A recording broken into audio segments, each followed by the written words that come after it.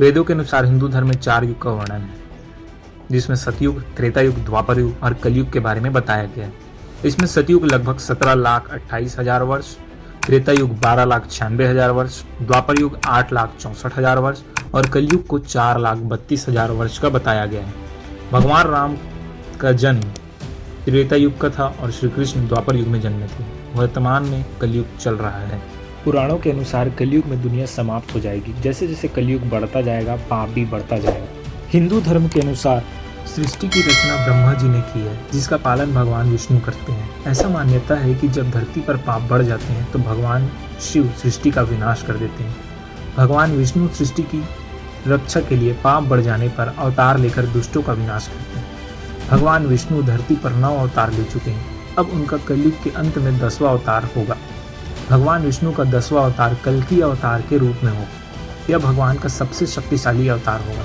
राजस्थान की राजधानी जयपुर में भगवान कल्कि का मंदिर भी बना हुआ है, जिसका निर्माण 1739 में जयपुर के राजा सवाई जयसिंह ने करवाया था। इस मंदिर में कल्कि भगवान की मूर्ति एक घोड़े पर सवार है। इस मंदिर में स्थित घोड़ा, जिसे कल्कि भगवान का घोड़ा कहा जाता है, इस घोड़े के 3 पैर जमीन पर टिके हुए हैं और 1 पैर ऊपर उठा हुआ है। माना जाता है कि यह धीरे धीरे नीचे की तरफ झुक रहा है। जिस दिन ये पैर जमीन पर टिक जाएगा, उस दिन भगवान कल्कि अवतार लेंगे। साथ ही ये भी माना जाता है कि घोड़े के बाएं पैर पर एक घाव बना हुआ है और यह घाव धीरे धीरे भर रहा है। जिस दिन यह घाव भर जाएगा, उस दिन कलयुग के विष्णु अवतार कल्कि का जन्म होगा।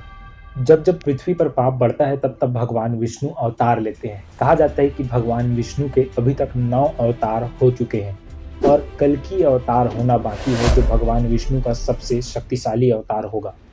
तो आइए जानते हैं भगवान विष्णु के 10 अवतार के बारे में।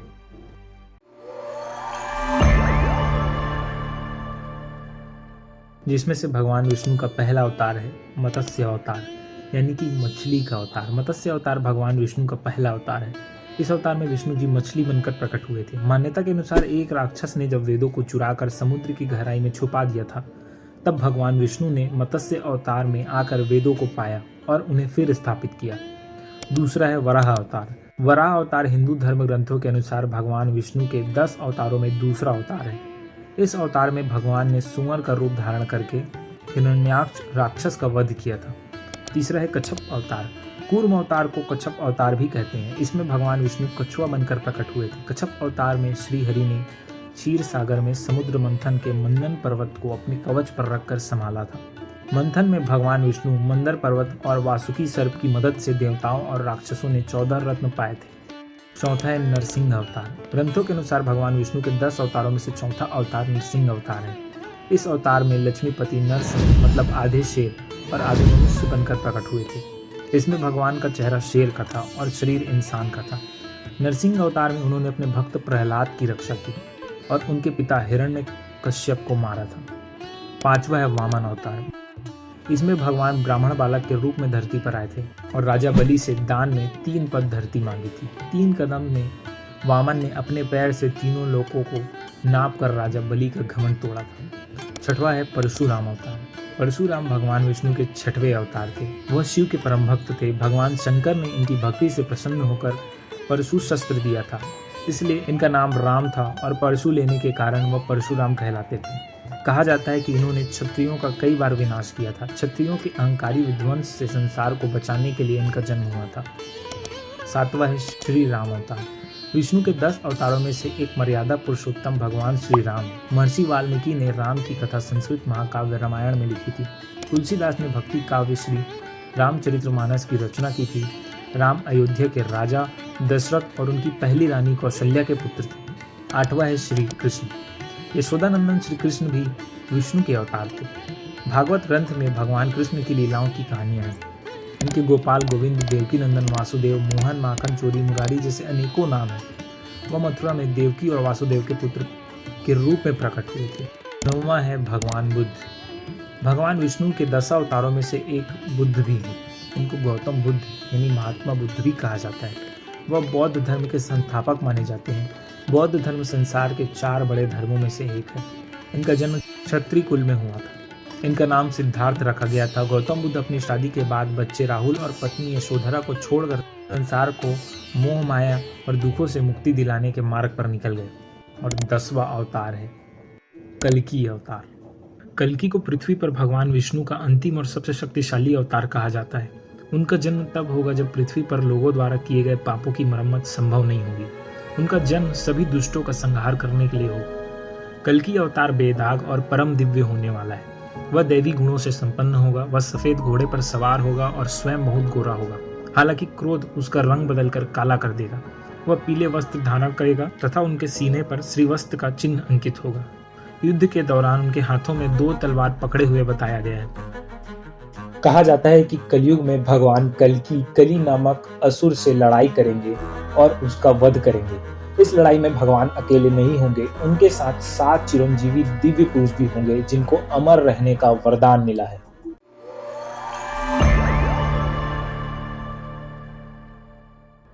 धरती पर 7 दिव्य पुरुष अभी भी जीवित हैं, जो भगवान विष्णु के 10वें अवतार कल्कि की प्रतीक्षा कर रहे हैं। कलयुग के ये 7 चिरंजीवी के साथ मिलकर भगवान कल्कि असुर कली का विनाश करेंगे। चलिए आपको बताते हैं यह 7 चिरंजीवी कौन है। पहला है हनुमान जी। हिंदू धार्मिक ग्रंथों के अनुसार बजरंगबली को अजर अमर माना जाता है। हनुमान जी का त्रेता युग के हजारों साल बाद महाभारत में भी जिक्र है। हनुमान जी आज भी धरती पर मौजूद हैं और इसी वजह से उन्हें कलयुग का देवता भी कहा जाता है। दूसरा है परशुराम भगवान। भगवान विष्णु ने छठा अवतार भगवान परशुराम के रूप में लिया था। भगवान परशुराम का जन्म सतयुग में हुआ था। ऐसा माना जाता है कि परशुराम भगवान आज भी जिंदा है। इन्हें अमर माना जाता है। तीसरा है अश्वत्थामा। अश्वत्थामा एक श्राप के कारण अमर है। अश्वत्थामा को भगवान श्री कृष्ण ने दुनिया के अंत तक जीवित रहने का श्राप दिया था। चौथा है महर्षि व्यास। महर्षि व्यास ऋषि पराशर और माता सत्यवती के पुत्र थे। महर्षि व्यास को चिरंजीवी होने का वरदान प्राप्त है। वह आज भी अमर है। पांचवा है रावण के छोटे भाई विभीषण। रावण के छोटे भाई विभीषण को भी चिरंजीवी का वरदान था। विभीषण ने अपने भाई रावण के विरुद्ध जाकर सत्य का साथ दिया था। प्रभु श्री राम ने लंका विजय के बाद यहाँ का राज विभीषण को सौंपा था। छठवा है कृपाचार्य। कृपाचार्य एक महान ऋषि थे। वो कौरव के कुलगुरु और अश्वत्थामा के मामा थे। देव पुरुष कृपाचार्य को भी चिरंजीवी का वरदान प्राप्त है। और सातवां है असुर राज बलि। धार्मिक ग्रंथों के अनुसार असुर राज बलि आज भी अमर है। असुर राजा बलिदान पुण्य के काम करते थे, लेकिन एक बार जब उन्हें इस बात का घमंड हुआ तो भगवान विष्णु ने वामन अवतार लेकर उनका घमंड तोड़ा था। भगवान विष्णु ने 3 पग भूमि दान में मांगी थी। भगवान विष्णु ने 2 पग में तीनों लोक नाप दिए थे, जिसके बाद तीसरा पग असुर राजा बलि के सिर पर रखा और उन्हें पाताल में भेज दिया था। तो ये थे 7 चिरंजीवी पुरुष जो कलयुग में अभी भी जीवित हैं। श्रीमद् भागवत गीता के 12वें अध्याय में लिखा है कि भगवान विष्णु के 10वें अवतार कल्कि का जन्म कलयुग के अंत में और सतयुग के संधि काल में होगा। जैसा कि हम सभी जानते हैं, भगवान विष्णु के अवतार हमेशा हर युग के आखिर में होता है। जैसे राम अवतार त्रेता युग के अंत में हुआ और जैसे ही राम अवतार की सदगति होती है, वैसे ही द्वापर युग की शुरुआत होती है। वैसे ही द्वापर युग के अंत में कृष्ण अवतार हुआ और कृष्ण जी के जाते ही कलयुग प्रारंभ होता है। वैसे ही कलयुग के अंत में भी कल्कि अवतार होगा और अवतार का कार्य समाप्ति के बाद सतयुग का दोबारा आगमन हो जाएगा। कल्कि अवतार के जन्म का रहस्य हमें कल्कि पुराण में मिलता है। कहा जाता है कि संभल ग्राम में विष्णुयश नामक ब्राह्मण के घर में भगवान कल्कि का जन्म होगा। अब आगे की भविष्यवाणी के बारे में जानते हैं कि भगवान विष्णु के कल्कि अवतार का जन्म मुरादाबाद के संभल ग्राम में होगा। इनकी माता का नाम सुमति होगा। ये देवदत्त नामक सफेद घोड़े की सवारी करेंगे। इनके हाथ में 2 तलवारें होंगी और ये अवतार निष्कलंक होगा। कहा जाता है कि भगवान राम के 12 गुण थे, कृष्ण में 16 गुण थे, परंतु कल्कि अवतार में कुल 64 गुण होंगे। यह अवतार इंसान को पुनः प्रकृति से जोड़ेगा। कहा जाता है कि कलयुग के अंत में जब सारी नदियां सूख जाएंगी, इंसान का इंसान से विश्वास खत्म हो जाएगा, एक स्त्री बहुत सारे मर्दों के साथ रहेगी, हर जगह पाप का बोलबाला होगा, तब इस धरती पर कल्कि अवतार लेकर भगवान विष्णु आएंगे और पुनः धर्म की स्थापना करेंगे। आइए जानते हैं कली नामक राक्षस है कौन और इसका जन्म कैसे हुआ। कली पुरुष के जन्म के रहस्य को जानने के लिए हमें इस सृष्टि के रचना स्रोत के समय में जाना होगा, यानी सतयुग में। एक बार ऋषि दुर्वासा इंद्र देवता से मिलने स्वर्ग लोक गए हुए थे, परंतु इंद्रदेव वहां नहीं थे। वे किसी राक्षस का वध करके अभी स्वर्ग लोक आए हुए थे। तब दुर्वासा ऋषि ने उनके स्वागत के लिए फूलों की माला भेंट की। चूंकि इंद्रदेव अभी जीत के धुन में मग्न थे, वे फूलों की माला को अपने गज यानी हाथी को पहना दिए। और जब पुनः सभा शुरू हुई तो दुर्वासा ऋषि उनसे मिलने आए तो उन्होंने देखा कि उनके फूलों की माला हाथी के पैरों में पड़ी थी। यह देख दुर्वासा ऋषि को क्रोध आ गया और उन्होंने इंद्र को श्राप दे डाला कि जिस ऐश्वर्य में तुमने मेरे उपहार का अपमान किया है वो ऐश्वर्य तुमसे छिन जाएगा। उसके बाद धन और मान की हानि होने लगी, देवता कमजोर होने लगे। तब सभी भगवान विष्णु के पास जा पहुंचे। भगवान विष्णु ने उन्हें समुद्र मंथन के लिए कहा और कहा कि आप लोगों को पुनः पहले जैसा होने के लिए क्षीर सागर के अमृत की आवश्यकता पड़ेगी। क्योंकि देवता अभी कमजोर थे, इसलिए इंद्रदेव ने असुरों के राजा बलि से समुद्र मंथन के लिए मदद मांगी।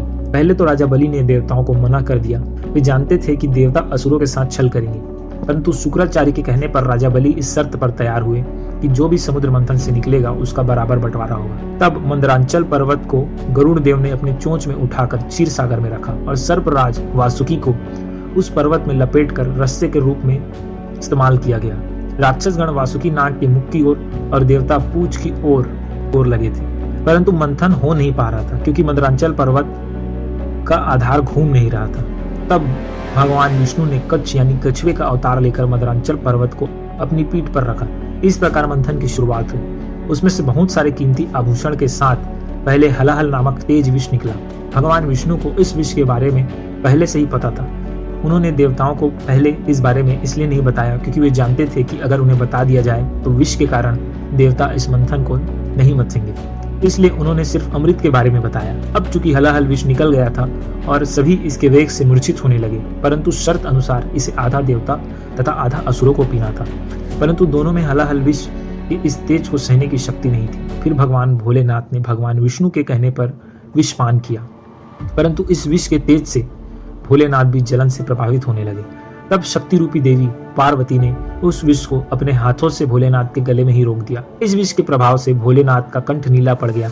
तब से भोलेनाथ का नाम नीलकंठ पड़ गया। परंतु क्रिया में विष की एक बूंद राक्षस कली के मुख में जा गिरी और कली का शरीर तो खत्म हो गया। और फिर आगे जब मंथन हुआ तो उसमें से कामधेनु गाय निकली जिसे ऋषियों ने रखा। उसमें से निकले अश्व को राजा बलि ने ग्रहण किया। ऐरावत हाथी को देवताओं के राजा इंद्र ने ग्रहण किया। कौस्तुभ मणि और शंख को भगवान विष्णु जी ने धारण किया। इसके बाद निकली संजीवनी बूटी। इसे पृथ्वी पर एक सुरक्षित स्थान पर स्थापित किया गया। ये वही संजीवनी बूटी है जिसे रामायण काल में लक्ष्मण को दिया गया था जब उनको मेघनाद की तीर लगी थी। और इसके बाद धन संपदा लेकर लक्ष्मी जी निकली। सभी देवता, ऋषि मुनि एवं राक्षस लक्ष्मी देवी को रखना चाहते थे, परंतु लक्ष्मी जी ने खुद विष्णु जी को ग्रहण कर लिया। चंद्रमा निकले तो भोलेनाथ ने ग्रहण किया। इसके बाद परिजात वृक्ष और कल्प वृक्ष निकला जिसे स्वर्ग में स्थापित किया गया। फिर निकली रंभा जिसे स्वर्ग अप्सरा बनाकर स्वर्ग में रखा गया। इसके बाद निकली वारुणी देवी यानी सुरा देवी यानी गॉडेस ऑफ अल्कोहल जिसे असुरों ने लिया। अंत में भगवान धन्वंतरी अपने हाथों में अमृत कलश लेकर निकले। इसी अमृत की छीना झपट में कुछ बूंदे पृथ्वी पर जा गिरी जो उज्जैन, नासिक और इलाहाबाद में गिरा था। और कहा जाता है कि हर 12 वर्ष पर फिर से वो अमृत प्रकट होता है।